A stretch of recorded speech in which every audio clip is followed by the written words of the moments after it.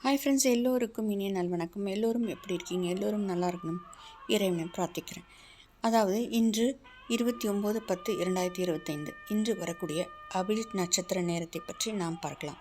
இன்று பிற்பகல் 2:06 தொடங்கி 2:30 வரை உள்ள இந்த நேரத்தை பயன்படுத்தி நம் வாழ்க்கையில் ஏற்றத்தை மாற்றத்தை காணும். இன்று புதன்கிழமை, அதோடு சேர்ந்து இந்த அபிஜித் நட்சத்திரமும் வளர்பிறை அஷ்டமியும் சேர்ந்தே வருகின்றது.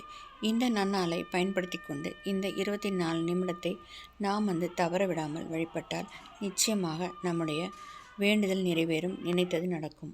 புதன் புத்திகாரகன்.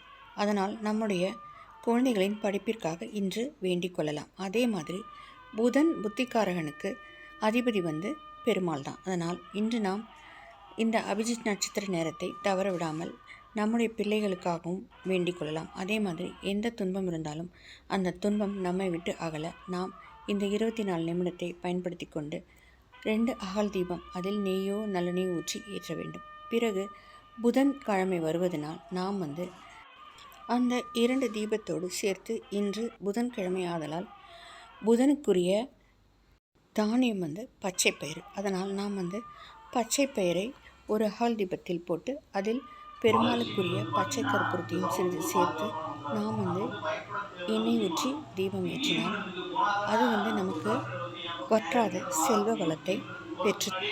புதனுக்குரிய கோவில் திருவெண்காடு. அங்கே 18 அகல் தீபத்தில் இந்த பச்சை பயிரை சேர்த்து நல்லெண்ணெய் ஊற்றி தீபம் ஏற்ற சொல்வார்கள். அதன் மூலமாக நமக்கு செல்வ வளம் பெருகும், கடன் தொல்லை இருந்தால் நீங்கவும், நிச்சயமாக நாம் நினைத்தது நடக்கும், கிருஷ்ண பரமாத்மா அருள் புரிவார். அதனால் இந்த 24 நிமிடத்தில் இந்த பச்சை பயிறு தீபத்தையும் ஏற்றி வையுங்கள். அதே மாதிரி அபிஜித் நட்சத்திர நேரத்தை பற்றி உங்கள் எல்லோருக்கும் தெரியும்.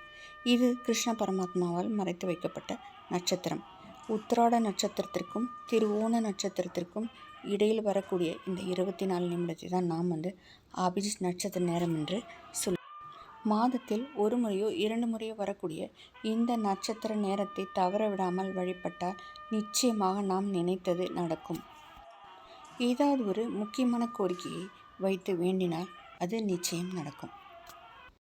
மகாபாரத யுத்தத்தில் கௌரவர்களுக்காக இந்த நேரத்தை குறித்து கொடுத்ததாகவும், ஆனால் இந்த நேரத்தை கிருஷ்ண பரமாத்மா தன் மயில் பீலியில் மறைத்து வைத்ததாகவும், அதனால்தான் பாண்டவர்கள் வெற்றி பெற்றதாகவும் புராண கதைகளும் உண்டு.